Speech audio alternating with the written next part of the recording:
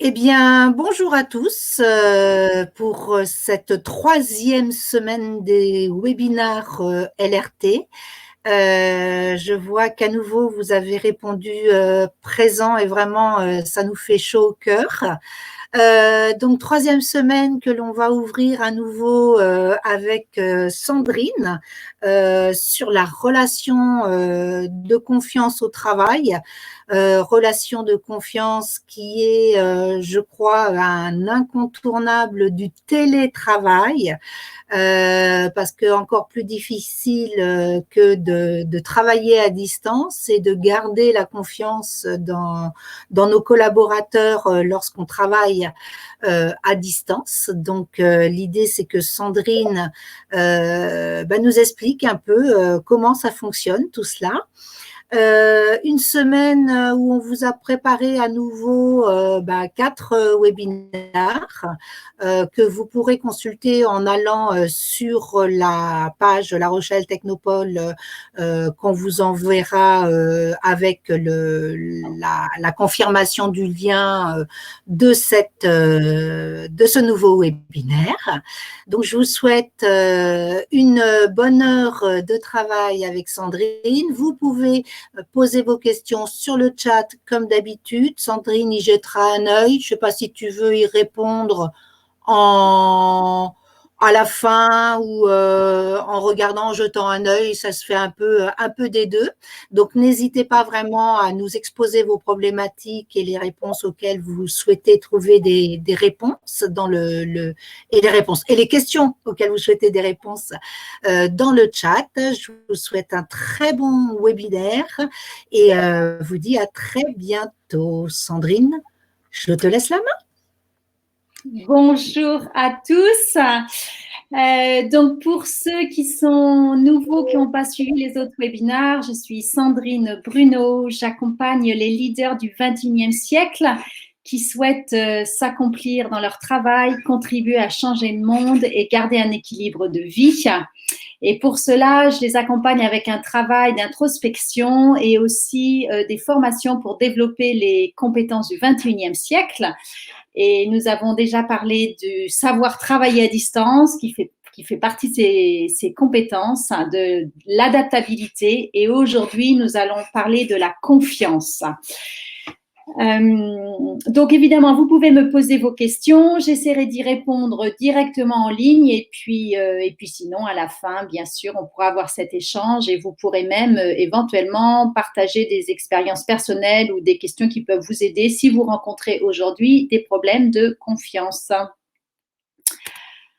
Alors, attendez, j'ai ma nouvelle interface. Donc, voilà, ça y est, j'ai trouvé le bouton. Alors, à quoi sert la confiance? Eh bien, la confiance, avant tout, c'est un élément fondamental du bien-être au travail. On le dit, dans les études montrent qu'est-ce qui est important dans le bien-être au travail, c'est souvent l'ambiance. Au-delà du travail que l'on fait, c'est l'ambiance dans laquelle on travaille. Et dans cette ambiance, eh bien, l'aspect confiance est vraiment fondamental. Est-ce que j'ai confiance dans mes collègues? Est-ce que j'ai confiance dans mon manager? Et en tant que manager, est-ce que j'ai confiance dans mes collaborateurs? Ce qui vraiment change vraiment la capacité à se sentir bien et à l'aise dans l'environnement de travail. Alors, la confiance est aussi une base fondamentale à la motivation pour avoir une équipe motivée. Et puis, avoir confiance, c'est savoir que l'on peut compter sur quelqu'un. Et donc ça, quand on sait qu'on peut compter sur ses collaborateurs, eh bien, ça donne un sentiment de sécurité. Évidemment, en tant que manager ou chef d'entreprise, de savoir qu'on peut compter sur son collaborateur pour cette sécurité, pour la sécurité de notre entreprise, c'est important puisque les grands projets se font à plusieurs. Donc, on a besoin de l'ensemble de son équipe. Donc, de savoir qu'on peut compter sur elle et chacun d'entre eux, ça nous rend plus sécures. Et puis, évidemment, c'est important pour la fiabilité, savoir qu'on peut compter sur quelqu'un, que les gens sont fiables, que mon manager est fiable, que mes collaborateurs sont fiables. Et puis, la confiance, ça crée un lien dans l'équipe et ce lien, eh ben, il va rendre les interactions et le travail ensemble beaucoup plus efficaces. Donc, ça va être important pour l'efficacité. Et puis, ben, quand il y a cette espèce d'efficacité, le déroulement des projets est d'autant plus fluide.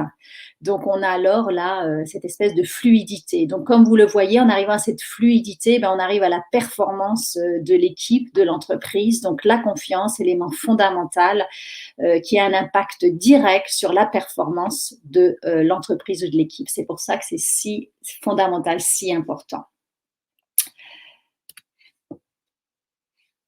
Alors, qu'est-ce qui fait, comment ça marche cette confiance? Pourquoi c'est si important? Qu'est-ce qui en fait l'importance? Alors, je vais vous parler de l'effet Pygmalion. L'effet Pygmalion, et notamment dans l'effet Pygmalion, c'est l'expérience de Rosenthal et Jacobson. Donc, ils ont fait une expérience en travaillant en premier avec des rats. Ils ont pris des rats et ils ont donné ces rats à un groupe d'étudiants en leur disant, ben voilà, il faut faire passer les rats dans un labyrinthe. Et puis, il y a 20% des rats, ils ont dit aux étudiants, ben ces rats-là, 20% du groupe, c'est des rats qui sont génétiquement modifiés, beaucoup plus alertes, voilà, donc beaucoup plus intelligents, capacité à apprendre. Donc, allez-y, faites passer les rats dans ce labyrinthe. Évidemment, les rats étaient tous des rats absolument uniformes, des rats lambda.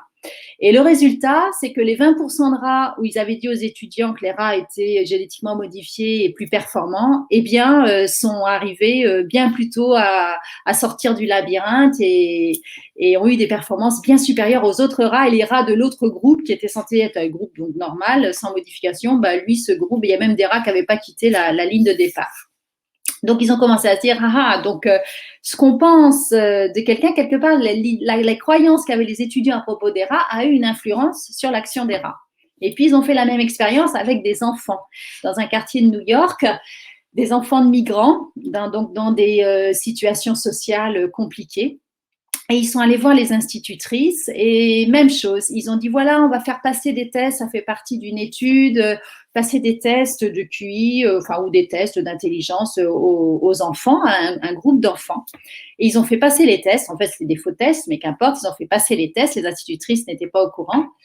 Et à la fin, ils ont dit aux institutrices, alors ils sont partis, etc. Et ils ont contacté les institutrices en disant, nous avons perdu les tests, il y a eu un problème dans le courrier, est-ce que vous pourriez regarder pour nous le résultat des tests et nous les envoyer? Donc du coup, les institutrices ont été au courant du résultat des tests, qui étaient des faux résultats, et qui montraient que 20% des étudiants, des élèves, avaient un QI très élevé et des plus grandes capacités.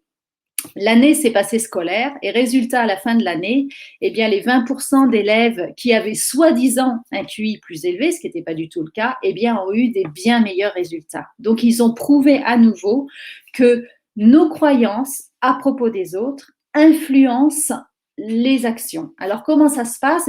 On voit cette spirale ou ce cercle de l'effet Pygmalion que vous avez à l'écran, c'est que nos croyances à propos des autres influent nos actions envers les autres, qui du coup impactent les croyances des autres à propos d'eux-mêmes et qui vont donc impacter leur action. Et leurs actions vont donc renforcer nos croyances. Donc, ce que je crois, ce que les instituteurs croient, les institutrices croient à l'égard des élèves font que ça influence leurs actions. Donc, quand elles vont parler aux élèves, quand elles vont leur enseigner, faire les cours, ça va sûrement avoir un impact sur leurs actions qui vont donc impacter la croyance des élèves à propos d'eux-mêmes. Je suis intelligent ou je ne le suis pas, et qui va faire qu'ils vont performer plus ou moins bien dans leurs devoirs. Et évidemment, les 20% qu'on croyait qui étaient plus importants vont mieux performer, ça va renforcer la croyance des institutrices que ces élèves-là sont bien plus intelligents. C'est ça l'effet Pygmalion, que nos croyances ont un effet sur les autres. Une autre façon de l'expliquer, c'est de revenir à la PNL, la programmation neurolinguistique, qui a été inventée dans les années 70 par Bandler et Grinder. La programmation neurolinguistique, c'est vraiment l'étude, c'est une méthode qui permet de comprendre comment notre cerveau fonctionne et qui permet donc, c'est un peu l'école de l'excellence, de mettre en place des modèles de réussite et des modèles de communication pour mieux communiquer avec les autres. donc on dit les PNListes, les gens qui font de la PNL, ils parlent des 3 pôles de fonctionnement de l'humain, qui sont ses pensées, ce qui se passe dans sa tête, son ressenti interne, son état interne et son comportement. Et ces 3 pôles sont constamment en communication. Donc, quand je pense dans ma tête, donc je perçois la réalité par mes sens, ça passe dans mon cerveau, dans tous mes filtres, mes croyances, mon éducation, mon histoire, et hop, il en sort une pensée. Donc, par exemple, une croyance à l'égard d'un collaborateur, il n'est pas à la hauteur. De là, cette pensée va influencer mon état interne, mon état émotionnel. Quand je pense à cette personne, je me dis, oh, il n'est pas à la hauteur, vous sentez comment je me sens à l'intérieur. Ma pensée a directement une influence sur mon état interne. Et quand je vais me comporter, donc quand je vais parler ou agir, je vais me comporter, je vais parler à partir de cet espace moyen. Il n'est pas à la hauteur, ma pensée, je me sens moyen, je me comporte, je parle, je m'adresse à lui de cet espace. Et du coup, je vais colporter dans mes gestes et dans mes paroles cette croyance, il n'est pas à la hauteur. Et donc, le collaborateur va recevoir un message, mais le message à conscience, c'est tu n'es pas à la hauteur. Et c'est en ça que ça va donc influencer, lui, ses croyances. Ah, il pense que je ne suis pas à la hauteur. Tout ça, c'est inconscient. Donc, je ne suis pas trop à la hauteur. Donc, du coup, je ne me sens pas très bien. Et du coup, j'agis. Je travaille à partir de cet espace qui est moyen. Et du coup, je vais créer un travail, ma production va être moyenne et qui va donc renforcer la croyance de mon manager qui est il n'est pas à la hauteur. Voilà le cercle un petit peu vicieux qui est en train de se passer. Donc, vous, en tant que chef d'entreprise ou manager, extrêmement important d'avoir cette espèce d'honnêteté quand vous vous adressez à votre collaborateur, de savoir de quel espace vous agissez, de quel espace vous parlez, de quel espace vous vous adressez à lui. Et soyez certain que si à l'intérieur, c'est où il n'est pas à la hauteur, inconsciemment, votre collaborateur va le recevoir. Ça va avoir un impact sur ses actions, sur sa performance et donc sur la performance de votre entreprise. Donc, il est absolument capital, quand on a un problème de confiance avec un collaborateur, vraiment d'adresser cette confiance, d'adresser ce problème. Oh là, alors, avant tout, voyons à la base, quand on va dire tout va bien, initialement, je prends mon poste de manager, je crée mon entreprise. Initialement, comment je fais avec une nouvelle équipe déjà pour développer cette relation de confiance? Alors, il y a 2 facteurs importants qui sont le temps et l'attitude. Alors, le temps, oui, effectivement, avec le temps est important. Le temps, la confiance se développe. Mais parfois, la confiance, hop, elle s'instaure comme ça de façon pratiquement immédiate. Donc, on va dire que le facteur le plus important et sur lequel vous avez le plus d'action, le plus d'impact, le plus d'influence, ça va être votre attitude en tant que manager parce que ça va être de votre responsabilité vraiment qu'il y ait ce climat de confiance. La position du leader, elle est un leader qui n'a pas confiance, ça va créer une équipe dans laquelle il n'y aura pas de confiance. Un leader enthousiaste va créer une équipe dans laquelle il va y avoir de l'enthousiasme. Donc, je suis vraiment désolée pour vous, chef d'entreprise, mais votre responsabilité, elle est immense dans le climat qu'il va y avoir dans votre entreprise. Et ça, c'est vraiment très physique. Je vais juste faire un petit aparté sur comment ça se passe. Il y a cette expérience physique où ils ont pris des pendules qu'ils ont mis dans une pièce pendant 24 heures, des grands pendules et des petits pendules. Eh bien, 24 heures plus tard, ils sont revenus dans la pièce et tous les pendules s'étaient synchronisés sur le plus grand pendule qui avait la plus grande amplitude. Donc, c'est pour vous montrer que vous, en tant que leader, eh bien, votre équipe va se synchroniser sur vous. Donc, les problèmes que vous rencontrez dans votre équipe, on va en parler plus tard, effectivement, comment je fais cette introspection pour savoir qu'est-ce qui m'appartient, qu'est-ce qui pourrait venir de moi et comment je pourrais le changer. Mais encore une fois, là, comment développer une relation de confiance? Eh bien là, le manager, le chef d'entreprise, il a une énorme influence sur le climat de confiance. Alors, c'est pas non plus pour se fouetter et puis pour mea culpa, c'est juste avoir cette conscience pour pouvoir reprendre ce qui nous appartient, agir du coup sur ce qu'on peut agir, sur ce qu'on peut modifier Et puis, évidemment, on verra des cas où là, c'est au-delà de ce qu'on peut faire et là, il y a des décisions à prendre. Mais aujourd'hui, en tant que chef d'entreprise, manager, comment je fais déjà à la base pour développer une relation de confiance? Eh bien, les 5 ingrédients, c'est l'exemplarité. L'exemplarité, c'est faire en fait ce qu'on a décidé de mettre en place, et ben, se l'appliquer à soi-même. L'exemplarité, ça permet aussi de montrer un petit peu le chemin de comment on voudrait que les choses se fassent. J'ai juste un bruit là qui se passe de mon ordinateur. J'espère que ça ne vous dérange pas, que vous ne l'entendez pas. Donc, l'exemplarité, ça envoie un signal très fort. C'est quelque part le manager, si il applique ce qu'il décide de faire pour l'entreprise, pour les collaborateurs, s'il l'applique lui-même, ben, ça envoie un signal très fort qui est: est-ce que le manager fait partie de l'équipe? Ok. Sinon, s'il n'applique pas ce qu'il a dit qu'il ferait, ben, le signal très clair, en fait, ça envoie comme signal, que le manager se place au-dessus des lois, qu'il se place au-dessus de tout le monde, voire qu'il se place au-dessus de l'équipe.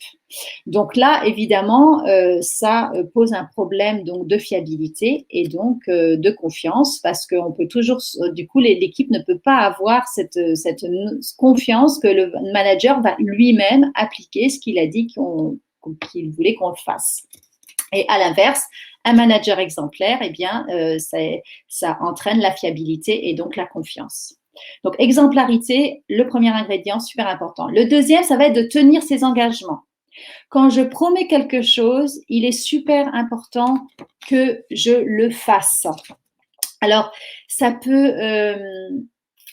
faut être très attentif à ne pas vendre du rêve, à ne pas promettre des choses qui ne sont finalement pas faisables ou qu'on sait très bien qu'on ne va pas faire.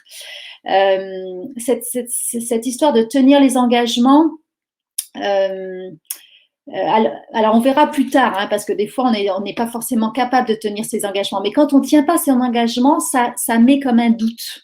Un doute ensuite sur à chaque fois que le manager ou le chef d'entreprise va dire quelque chose, ouais, la dernière fois, il avait dit ça, puis en fait, il ne l'a pas fait, donc il y a comme un doute. Et dans la confiance, il ne peut pas y avoir de doute. S'il y a un doute, il n'y a déjà plus de confiance. Donc, ne pas tenir ses engagements, ça crée un doute, et ça, c'est dévastateur pour la confiance. Le troisième point, ça va être de garder la confidentialité. À un moment, quand la confiance s'instaure, c'est sûr que vos équipes, vos collaborateurs, ils commencent à s'ouvrir à vous. Et ça, c'est crucial, parce que ça va être crucial notamment pour prendre vos décisions plus tard, parce que pour prendre des bonnes décisions, on a besoin d'informations fiables. Donc, c'est super important d'avoir de l'information, de la vraie information qui vient du terrain. Donc, si vous avez réussi à créer ce climat de confiance et que vos équipes s'ouvrent à vous et se confient à vous, surtout, gardez ces échanges de façon extrêmement confidentielle. L'équipe, si elle sent qu'elle peut se confier à vous sans que ça se retourne sur eux, elle va continuer à vous rapporter de l'information authentique, cruciale, essentielle.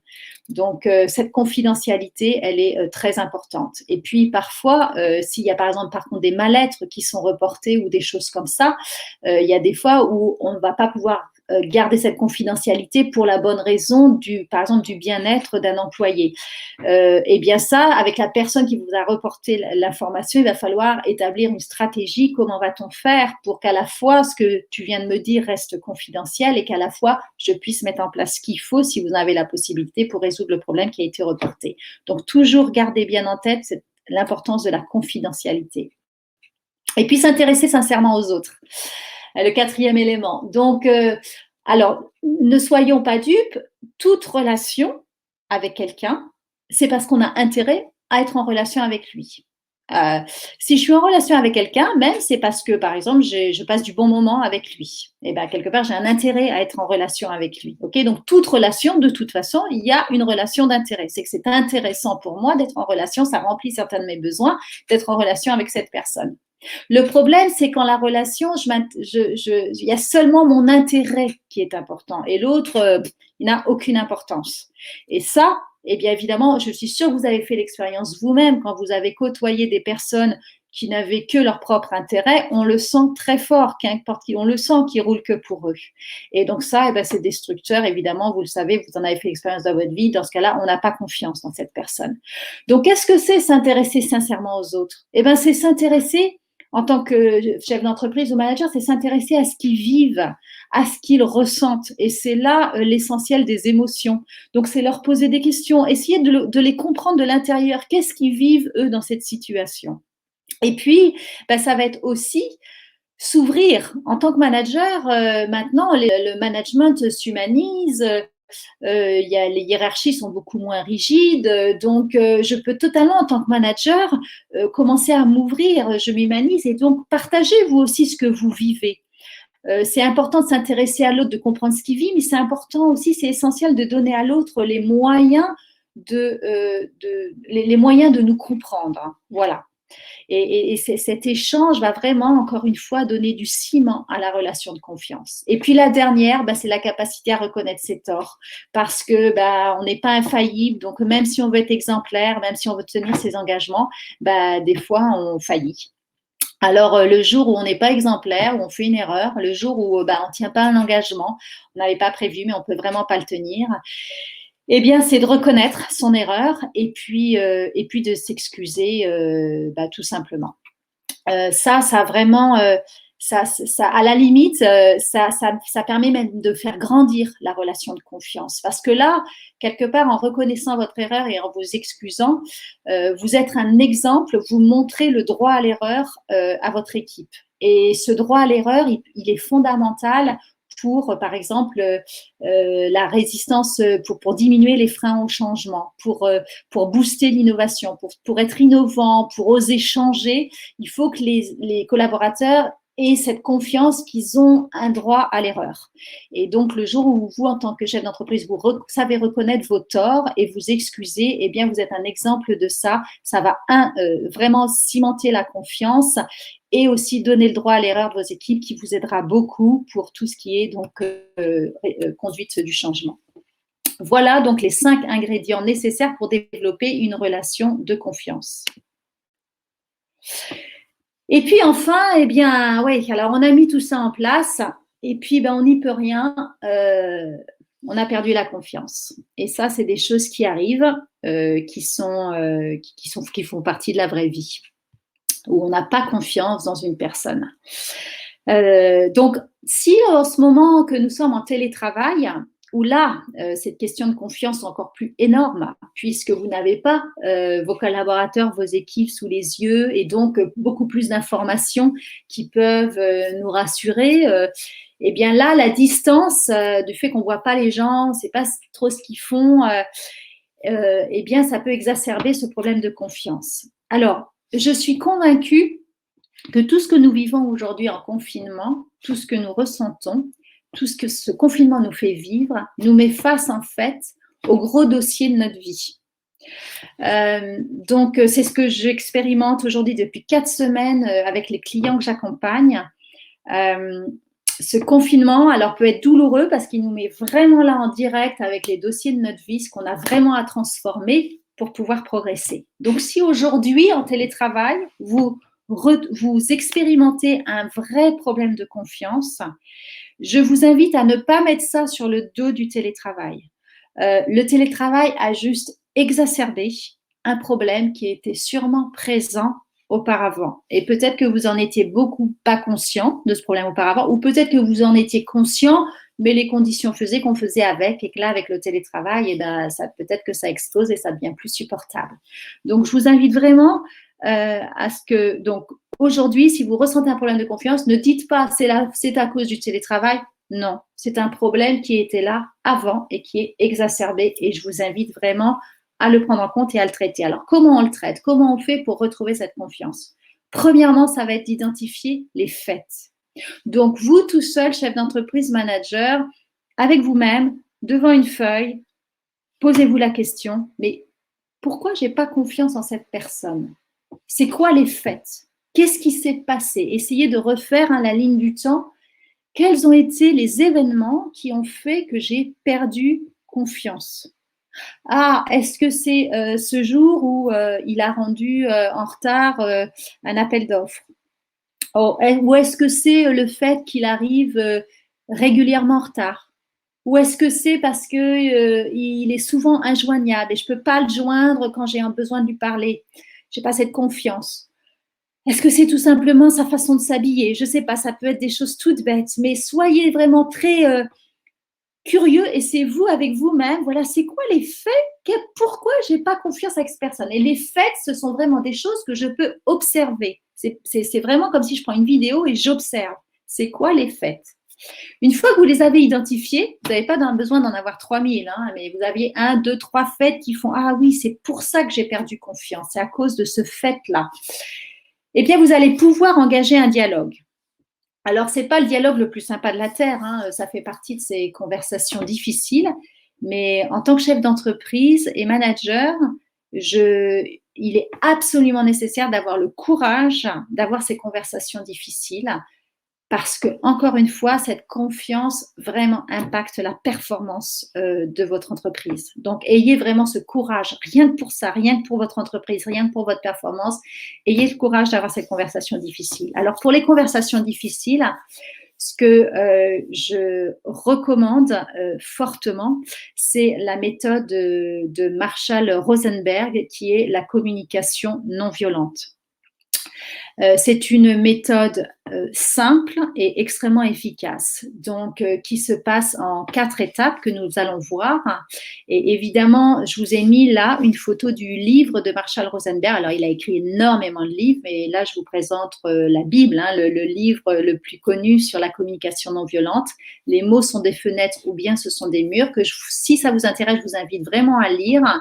C'est un livre très agréable à lire, très simple, très pragmatique. Et qui sera donc très, enfin voilà, que je vous recommande énormément. Donc, c'est quoi ce protocole de communication non violente? Eh bien, il est tout simple, il est en 4 étapes. Premièrement, j'énumère les faits. Donc, c'est pour ça, hein, premier point, identifier les faits. Donc, pourquoi j'ai perdu confiance? Eh bien, par exemple, vous allez commencer la conversation avec cette personne en lui disant, écoute, le mois dernier, lorsque tu as quitté le bureau sans avoir terminé l'appel d'offres, par exemple, ça, c'est un fait.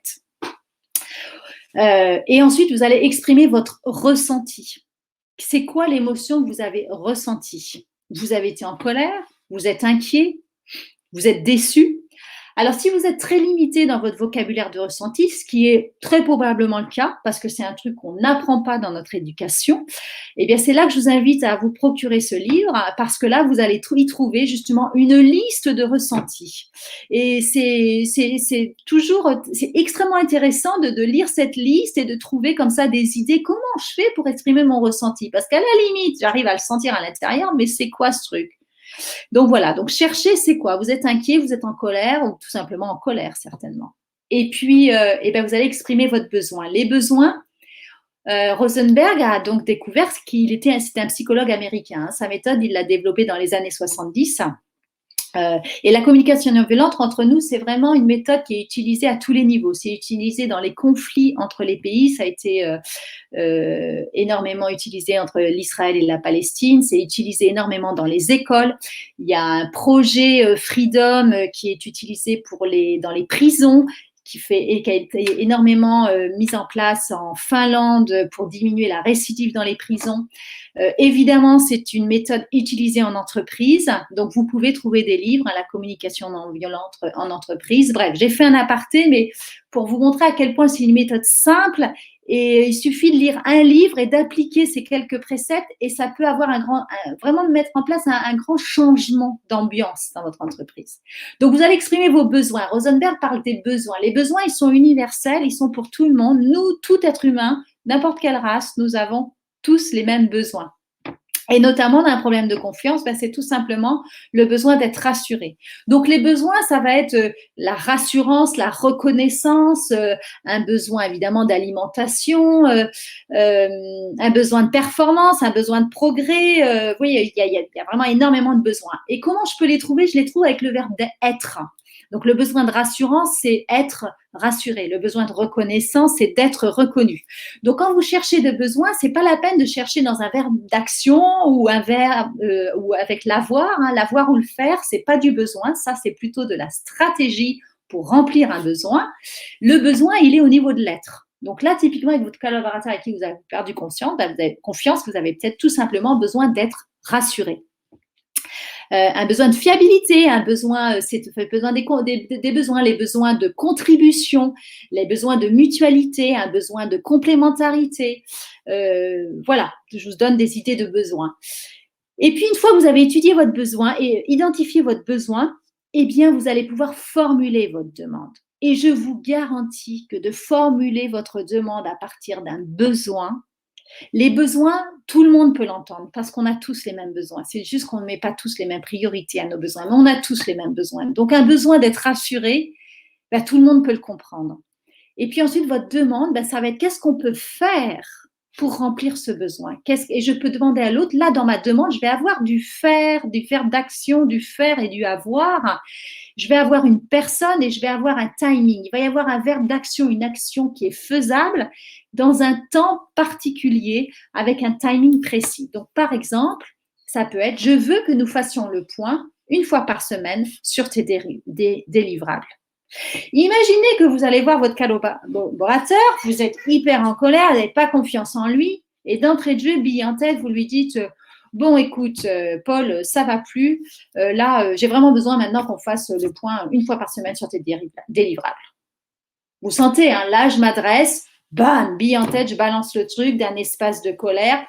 C'est certain, votre collaborateur, inconsciemment, il va se fermer, il va peut-être vous dire oui. Il va peut-être venir à cette rencontre pour faire le point parce que vous avez demandé de faire le point, mais il va venir faire d'un espace tu m'emmerdes, quoi. Et donc ça ne va pas fonctionner.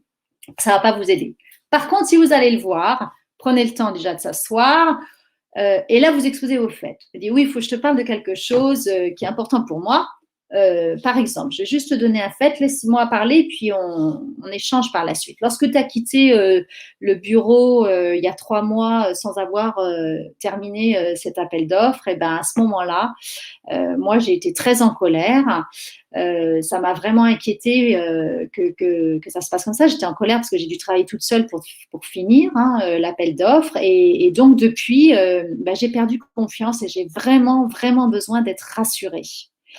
Donc, est-ce qu'on peut faire le point sur tes délivrables chaque semaine? Le fait que vous disiez j'ai besoin d'être rassuré, lui, il a aussi ce besoin-là d'être rassuré. Et là, il va être tout open, tout ouvert à votre demande. Et puisque votre demande, elle va être faisable, accessible, super claire dans un temps limité, il va dire OK. Et ça, il peut le comprendre, vous avez besoin d'être rassuré. Donc voilà un exemple, comment je fais pour conduire mes discussions difficiles. Il ne faut pas trop s'inquiéter dans l'ordre non plus que je vais le faire, entre les faits, le ressenti, le besoin. Il faut juste avoir idée de ces 4 choses. La demande quand même va venir à la fin. Mais voilà, c'est oui, il faut que je te parle, là, j'ai vraiment besoin d'être rassurée, j'ai perdu confiance depuis le jour où tu n'avais pas rempli cet appel d'offres. J'avais été super en colère, donc du coup, ouais, j'ai besoin d'être rassurée. Est-ce qu'on peut donc faire le point? Tout simplement.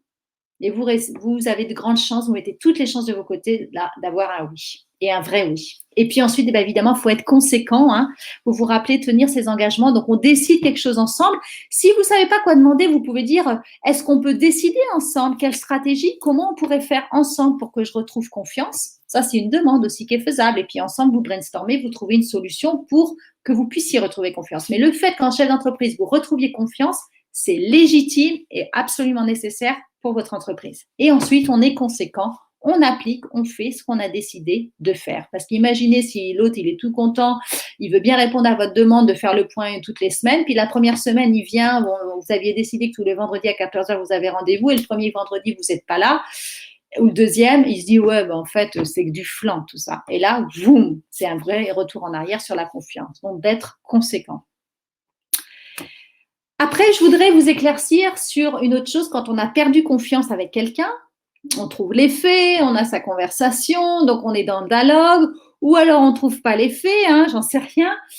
Il y a un autre aspect que je veux voir avec vous qui est essentiel, c'est bâtir la confiance en commençant par soi. Là encore, vous, avec vous-même, face à vous-même, est-ce que ce problème de confiance, il est arrivé plusieurs fois dans votre expérience de travail? Parce que c'est un problème qui est quand même récurrent, qui s'est passé peut-être au moins 3 fois. Et là, eh bien, on dit que perception et projection.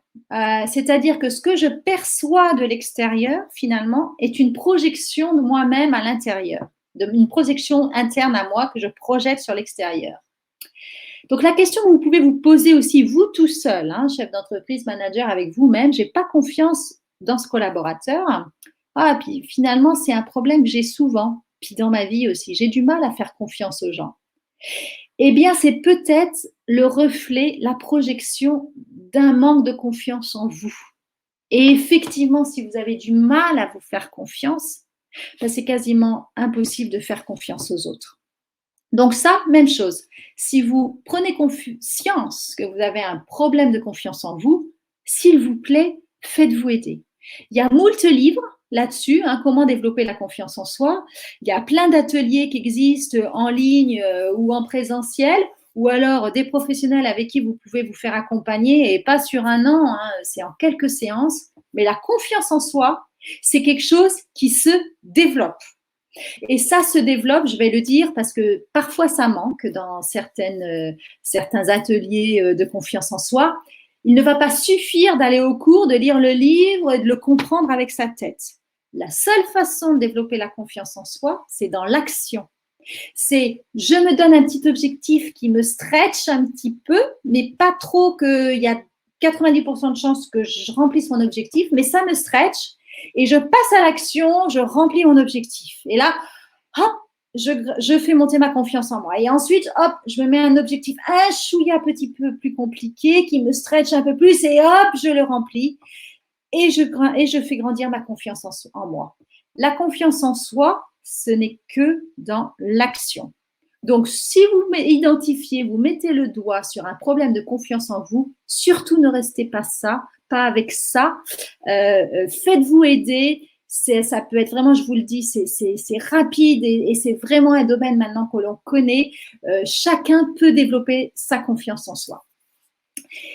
Et puis, le dernier point, eh bien, ok, ça reflète peut-être un manque de confiance en moi, mais ça peut peut-être aussi refléter quelque chose d'autre. Donc, le petit exercice qu'on peut faire tout seul, hein, le petit exercice d'introspection, tout seul, comme un grand, là, comme une grande avec sa feuille. Ok, un tel, j'ai pas confiance en lui. Ben, ok, quel comportement, je reviens à identifier les faits, quel comportement me dérange chez l'autre. Je trouve des exemples. Par exemple, peut-être à ce moment, télétravail, j'aime pas la façon dont il me répond au téléphone. Je la trouve trop cool. Je me demande s'il est vraiment au travail. Hein, vous êtes tout seul avec vous-même là, hein, donc allez-y, hein, balancez. Hein, vous êtes en face de votre feuille. Voilà, j'aime pas la façon dont il me répond. Il y a toujours beaucoup de bruit derrière lui. Je me demande vraiment s'il est en train de travailler. Puis sa façon de parler, je sens qu'il est cool, il est détendu, quoi. Alors que le bateau là, il est presque en train de couler. Moi, sa façon détendue de me répondre au téléphone, je suis pas sûre qu'il est en train de travailler. Ça me va pas. Et ça, c'est vous-même avec vous-même. Donc vous y allez, vous balancez. Hein. Et donc, comment je me sens quand il est comme ça? Moi, je me sens comment? J'ai la trouille, hein, tout simplement. Je me sens seule à bord, là, à essayer de sauver le bateau, vraiment seule. J'ai peur, ouais, j'ai la trouille.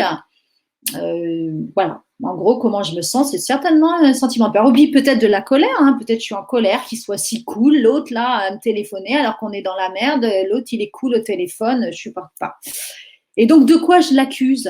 Je l'accuse peut-être, oui, d'être trop détendu, d'être trop cool, d'être trop détendu avec la situation actuelle, de ne pas prendre la situation au sérieux. C'est peut-être ça dont je l'accuse. Hein. C'est vous-même avec vous-même.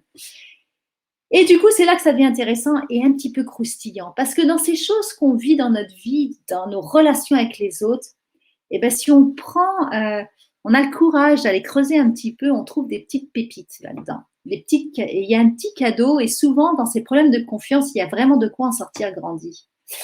Et ben, est-ce que moi, là, mon collaborateur en ce moment, excusez-moi de l'exemple, j'espère qu'il vous parle si vous vivez ça actuellement, mais que je trouve un peu trop cool, un peu trop détendu, pas assez sérieux. Est-ce que moi, je m'accuse aussi de ça par hasard? Ou alors est-ce que j'ai peur d'avoir la même attitude? Peut-être que je m'autorise pas, moi. C'est là que ça devient intéressant. Est-ce que moi, quelque part, j'aimerais bien, j'aimerais bien moi aussi d'avoir cette détente. J'aimerais bien moi aussi être cool, mais je peux pas. Je suis dans la merde jusqu'au cou, là, je peux pas. Et moi, j'aimerais bien avoir cette détente, être cool, mais je peux pas m'autoriser. Je peux pas. Et quand je perçois de mon collaborateur en télétravail que lui, il a peut-être cette détente et il prend pas les choses au sérieux, eh ben ça me rend dingue. Et ça me rend dingue justement parce qu'il y a une partie de moi qui aimerait bien être pareille. Et cette partie de vous qui aimerait bien être détendue, qui aimerait bien prendre les choses avec légèreté, qui aimerait bien être cool, eh bien, elle a besoin d'être entendue. Je vous dis pas qu'il va falloir être cool, c'est pas ça que je fais. C'est juste l'entendre. Parce que si vous l'entendez pas, que vous la refoulez, vous la mettez bien loin, et puis vous serrez et vous y allez, eh bien, cette partie-là qui est derrière en train de faire du bruit, eh bien, elle est en train de vous prendre de l'énergie. Elle est en train de saper votre énergie. Donc, juste d'en prendre conscience, ouais, j'entends bien, il y a une partie de moi qui aimerait bien être cool. Si à ce moment-là, vous sentez comme une détente dans votre corps, eh bien, c'est que vous avez vraiment entendu cette partie et vous avez récupéré de l'énergie. Et là, vous pouvez engager un dialogue, de dire, ouais, j'entends que tu aimerais bien que je sois plus cool. Alors, peut-être que vous pouvez mettre en place une stratégie, c'est-à-dire à un moment dans la semaine, vous détendre pour vraiment consciemment alimenter cette partie qui a envie d'être cool. Et plus, peut-être jusque là, maintenant, vous avez dit, oui, j'ai pris du temps, moi aussi, ce week-end pour me détendre et ça n'a pas marché. Oui, mais vous l'avez peut-être pas fait en pleine conscience d'aller alimenter ce besoin en vous que vous avez de vous détendre. Et vous avez le droit, et ça, s'autoriser à se détendre. Parce que si on ne s'autorise pas à se détendre, ok, on se détend parce que je sens que je vais pas bien, mais au fin fond de moi, j'ai pas pleinement connecté cette partie de moi qui a vraiment envie de se détendre et d'être cool et d'en arrêter avec tout ça. Donc, d'en prendre conscience et en toute conscience, ensuite, je vais mettre un petit moment de détente dans ma vie. Vous allez vraiment remplir ce besoin. Et cette partie de vous, une fois qu'elle a été entendue, qu'elle est vue, elle sait qu'elle est là. Elle a moins besoin de faire du bruit là dans le background de votre inconscient et elle va vous puiser beaucoup moins d'énergie. Donc, c'est en ça que les problèmes qu'on peut avoir d'interaction dans nos relations interpersonnelles et les problèmes de confiance, les choses qui se répètent, prenez 10 minutes de votre temps pour introspecter ce qui se passe en vous et si ça pouvait pas quelque part mettre en lumière une partie de vous et de là, en trouver le petit cadeau, mettre en lumière une partie de vous et avoir du coup cette capacité à récupérer de l'énergie. Et là, vous allez être peut-être bluffé par comment fonctionne la vie. Mais le jour où vous allez, si c'est ça que la vie est en train de vous montrer, que si vous avez du mal à faire confiance en vous, que c'est un problème de confiance en vous, ou c'est un problème que vous avez vous aussi besoin de vous détendre et que vous aimeriez bien quelque part être un peu plus cool aussi, et le jour où vous allez en prendre conscience, le mettre dans la lumière, sentir cette espèce de détente dans votre corps, vous allez voir si les choses risquent de changer bizarrement. Le collaborateur en qui j'avais pas confiance tout d'un coup, la fois d'après, je lui parle, c'est plus pareil. Il a changé de ton. Alors, vous allez me dire, il a changé. Ça va être, alors, je vous invite à faire l'expérience et si dans votre vie, comme ça, boum, boum, boum, les gens commencent à changer, le paysage change, c'est juste le reflet que c'est vous-même qui avez changé. Et là, c'est vraiment tout gagné pour tout le monde. Donc, je vous invite à faire cette expérience et évidemment à partager si vous avez déjà fait cette expérience aussi autour de vous.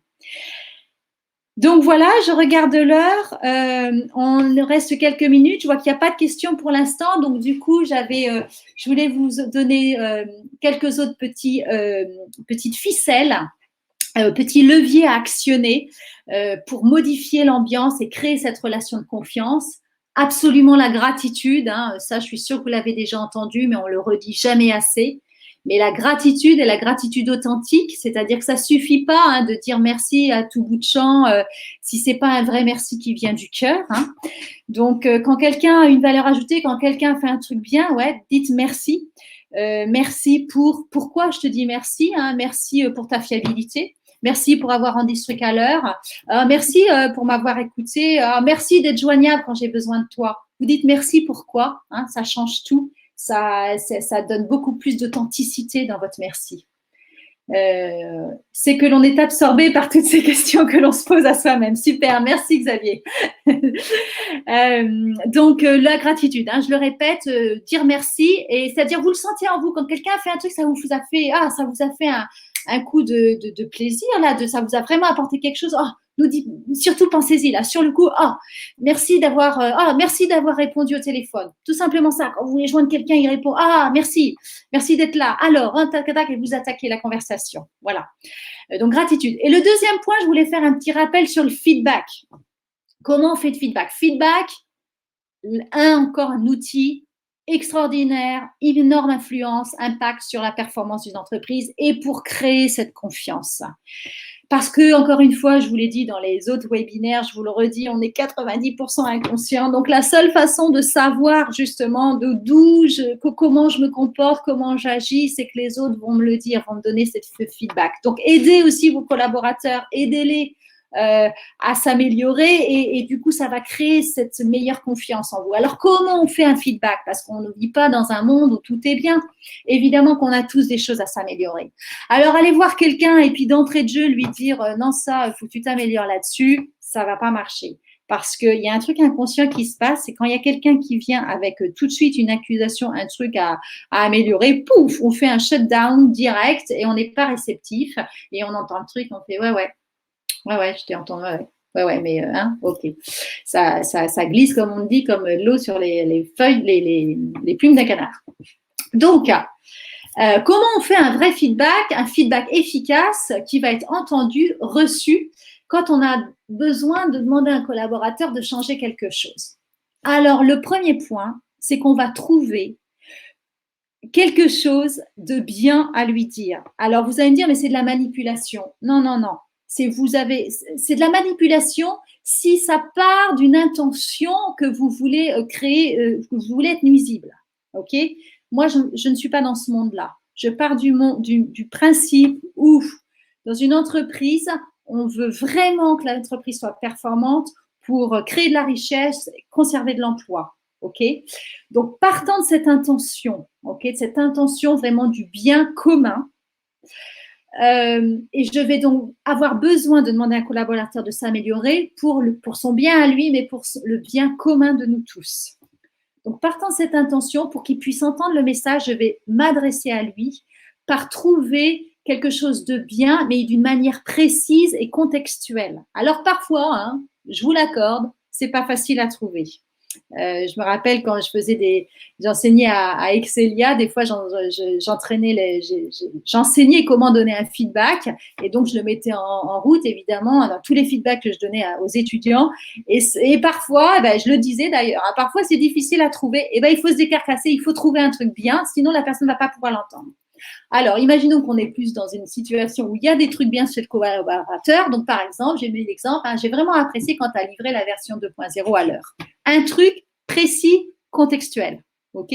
J'apprécie vraiment quand tu réponds au téléphone quand j'ai besoin de toi. C'est précis, c'est contextuel. Trouver une petite chose, ça peut être une toute petite chose, mais un truc bien que cette personne fait bien. Ok? Boum. Et là, qu'est-ce qui se passe? Pouf, détente. Et hop, la personne, ça y est, elle est ouverte, elle peut entendre. Ensuite, au point 2, vous allez mettre ce qui peut être amélioré. Et en même temps, alors ça va vous rappeler notre cher président qui a été très bien formé, ça c'est de la PNL, qui a été très bien formé à la PNL par ses coachs. Et en même temps, il est important que tu sois plus attentif à ta relation avec les clients. Donc, vous avez vu, le premier mot que j'ai mis, c'est E-T. Surtout pas le mais. J'ai vraiment apprécié quand tu as livré la version 2.0 à l'heure, mais il faut que tu fasses attention à ta relation client. Vous entendez ce que ça fait? Le mais, il efface tout ce qu'il y avait avant. Donc, jamais, plus jamais, si vous retenez une seule chose de cette présentation, de ce webinaire aujourd'hui, vous n'utilisez plus jamais le mot mais. Et c'est très compliqué. Alors, la première étape, c'est de se rendre compte quand on l'utilise. OK? Se rendre compte, devenir conscient qu'on est incompétent. Donc, autant possible, on enlève le mais et on le remplace par est. OK? On unit l'union. Donc, j'ai vraiment apprécié blablabla. Et il est important que tu sois plus attentif à ta relation avec le client. Ok? C'est comme un sandwich. Vous voyez le sandwich, les 2 tranches de pain. Donc, la première tranche de pain, c'est le truc positif, précis, contextuel. Et à l'intérieur, je mets la tranche de jambon, donc le truc à améliorer. Et ensuite, je ferme mon sandwich avec la deuxième tranche de pain qui va être quelque chose de manière qui ouvre, donc quelque chose de bien, mais de manière beaucoup plus globale. Et puis, merci en tout cas pour ton travail parce que tu apportes vraiment une vraie valeur ajoutée à l'équipe. Ou alors, j'ai confiance que tu vas prendre ça en compte. Voilà, tout simplement, quelque chose de positif qui ouvre. Okay, et là, je peux vous garantir que si vous utilisez cette méthode 1, 2, 3 qu'on appelle la méthode du sandwich, mes 2 tranches de pain avec ma tranche de jambon, eh bien, vous mettez toutes les choses de votre côté pour vos collaborateurs. Tout le monde a envie de s'améliorer. Il va se dire, oh, je vais vraiment essayer d'améliorer ma relation client. OK? Et évidemment, vous pouvez éventuellement proposer des propositions d'amélioration ou ensemble, brainstormer avec vos collaborateurs, trouver comment ils pourraient s'améliorer. Voilà. Je vois qu'il me reste 10 minutes. Pas de questions, donc je vais vous parler du coup de l'écoute. Alors, on peut faire évidemment des cours. Hein. En général, je fais des cours de 2 jours sur l'écoute, mais là, je vais prendre quelques minutes, mais je suis sûre que, eh bien, il y aura toujours un petit truc à prendre que vous pourrez. Ce que vous aurez pris aujourd'hui, en tout cas, sera juste pour vous. J'ai cette confiance. Donc, qu'est-ce que c'est écouter? Parce que l'écoute fait vraiment partie aussi d'un élément pour cultiver la confiance. Et qu'est-ce que c'est écouter? Eh bien, je vous ai fait un petit tableau récapitulatif que vous pourrez retrouver dans le PDF, dans ma présentation. Ben, en fait, quand est-ce que j'écoute pas? Puis vous allez voir, hein, tous les trucs que je mets là, on coupe la parole, on donne des conseils, on fait des jugements, on donne son avis, on fait des commentaires, on se met à la place de l'autre, on pose des questions fermées. Ça va? T'as passé un bon week-end? Hein, voilà. Eh bien, tout ça, eh ben, on n'écoute pas. Et tout ça, c'est ce qu'on a appris à faire, c'est ce qu'on fait depuis qu'on est tout petit, parce que c'est notre façon, une des façons de communiquer dans notre société. Et là, eh bien, l'autre, il ne se sent pas du tout écouté. Et donc, c'est quoi écouter? Alors, écouter, c'est ce qu'on appelle l'écoute active. Hein. C'est vraiment j'écoute et puis je ferme la bouche, quoi. Hein, voilà, j'écoute. Mais je donne quand même des petits signaux de j'entends, quoi. Je ne suis pas complètement fermée et l'autre, il ne sait pas si j'entends.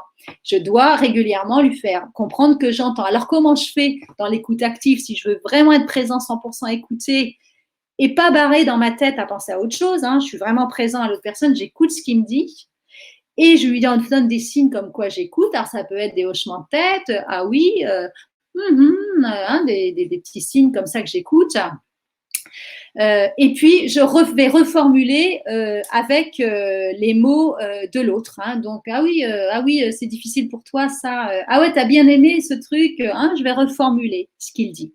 Et puis, ce qui est une très bonne chose, toujours, c'est les questions ouvertes, avec des mots comment, en quoi. Donc, par exemple, comment, par exemple, plutôt que de dire t'as passé un bon week-end à vos collaborateurs le lundi matin, dites-leur comment était ton week-end. Et ça change déjà tout. T'as passé un bon week-end, c'est une question fermée. Qu'est-ce qu'on entend inconsciemment? Ah ben, on entend l'autre qui a juste envie d'avoir bonne conscience, de nous demander comment on a passé notre week-end, mais en fait, il n'en a rien à faire. C'est ça que ça passe comme message. Alors que quand on s'adresse à l'autre et on dit salut, comment était ton week-end? Qu'est-ce que tu as fait? Là, par ces questions ouvertes, inconsciemment, on reçoit vraiment OK, l'autre a vraiment besoin que je l'écoute. OK? Donc voilà, pour finir, comment, parce que je vois que j'ai une question, je voudrais prendre le temps d'y répondre. Comment faire confiance ou retrouver la confiance? Eh bien, je dirais qu'il y a 4 points vraiment à se rappeler. Être exemplaire, par le dialogue. Hein, le dialogue, et je vous ai donné plein de choses pour faire des conversations difficiles ou du bon dialogue, des feedbacks, avoir de l'écoute et des actes. Hein, vous n'avez pas oublié les actes. En transformant ses croyances limitantes à l'égard de l'autre, n'oubliez pas l'effet Pygmalion. Si je pense que l'autre n'est pas à la hauteur, tout ce que je vais faire avec lui, ça va refléter ça et ça ne va pas aider. Donc, je dois absolument travailler cette croyance limitante. Qu'est-ce qui fait que je pense qu'il n'est pas à la hauteur? Mon petit travail d'introspection. Et puis, le dernier, 4e point, en développant sa propre confiance en soi. Voilà. Alors, j'ai une question d'Anne-Laure. Perso, je fais trop confiance et parfois je suis déçue. Je corrige ça comment? Eh bien, je corrige ça en apprenant, en fait. Donc, rétrospectivement, qu'est-ce que Anne-Laure, tu as vécu dans ton expérience? Voilà, donc tu retrouves les expériences de vie que tu as eues. Tel jour, j'ai fait confiance et puis j'ai été déçue. Il y a certainement des choses que tu as loupées, c'est-à-dire il faut que tu développes ton observation. Alors, il y a plein d'exercices, des petits jeux qui exercent à ça, à développer son visuel, à sentir les choses, à vraiment développer ses sens. Je pense que cette personne et la vie t'a envoyé des signes que tu n'as pas su voir. Et c'est très important de développer son acuité, l'acuité de ses sens, pour voir, pour ce qu'on appelle la capacité à entendre les signaux faibles, pour pouvoir rectifier tout de suite ce qu'il faut. Donc, c'est à ça que je t'invite à faire revoir ces expériences que tu as eues dans ta vie où tu as fait trop confiance. Et donc, si tu dis ça, c'est que tu sais, par la suite, tu as dû être déçu. Et essayer de retrouver quels sont les signes que tu aurais dû percevoir que tu as loupés. Donc ça, c'est vraiment apprendre de ces erreurs, apprendre de ces erreurs. Qu'est-ce qui fait que je n'ai pas perçu? Et ce manque de confiance, quand on est déçu, comme je dis, tout le monde peut faillir. Donc c'est aussi notre propre responsabilité. Chacun a son chemin de vie. Peut-être ce que j'ai pas dit aussi, je l'ai oublié d'ailleurs, c'est quand il y a certains collaborateurs, je vais vous faire tout ce que j'ai dit là, je fais tout pour créer une relation de confiance. Je n'ai pas confiance en lui, je vais faire mon petit travail d'introspection. Je vais avoir ma conversation difficile, on va mettre un truc en place et il n'y a rien à faire. Je ne peux pas avoir confiance en lui. Eh bien là, il faut peut-être considérer la séparation. OK? Ça fait. Il y a des choses aussi dans la vie où c'est juste incompatible. Donc ça, à un moment, il faut en prendre, il faut le réaliser. Il faut faire son deuil.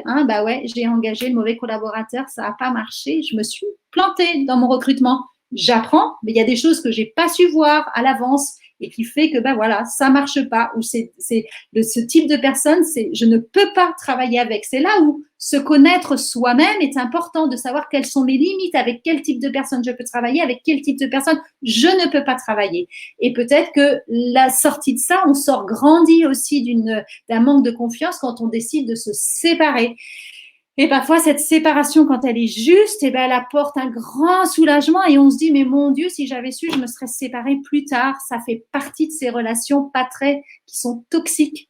C'était impossible à réparer. Nous sommes incompatibles. Et dans ce cas-là, il vaut mieux se séparer, bien sûr. Donc, Anne-Laure, voilà, un petit regarder dans le passé et voir quels sont les signaux faibles que tu as loupés et faire en sorte de développer ta capacité à les reconnaître.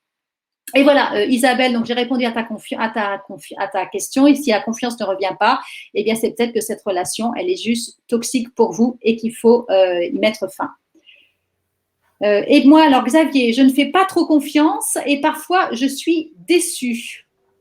Et moi, perso, je ne fais pas trop confiance et parfois je suis déçue.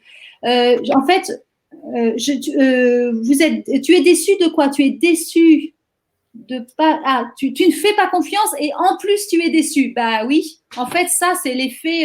Alors, soit tu as une super acuité des signaux faibles, ils sont justes, tu n'as pas confiance dans cette personne et tu avais raison, vous n'étiez pas fait pour travailler ensemble et il vaut mieux se séparer.